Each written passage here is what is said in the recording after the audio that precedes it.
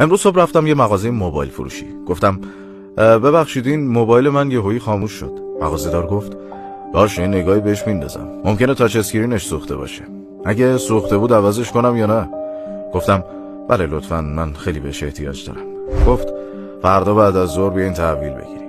با خودم گفتم خب یه 4-5 تومانی افتادم تو خرج و روز بعدش رفتم و خلاصه موبایلمو سالم بهم تحویل داد. گفتم هزینه چقدر میشه؟ گفت هیچی، چیز مهمی نبود، فقط کابل فلتش شل شده بود. زفتش کردم، همین. تشکر کردم و اومدم بیرون. نشستم تو ماشین ولی دلم طاقت نیاورد.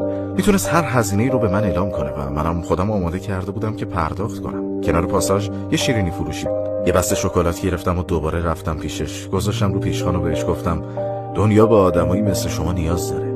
لطفاً هیچ وقت عوض نشو. از بالای عینکش یه نگاهی بهم انداخت و متوجه موضوع شد. گفت حرف پدرمو بهم زدی که چند وقت پیش مرد. اونم همینو گفت. همیشه خوب باش و عوض نشو. حتی اگه همه بهت بدی کردن. آدم خوبی که داری این پستو میبینی هیچ وقت عوض نشو. ازت خواهش میکنم. از هزاران یک نفر اهل دلند، ما بقی تندیسی از آب و گلند. این ویدیو تقدیم به تمام خوبان و کسانی که در مسیر خوبی هستند.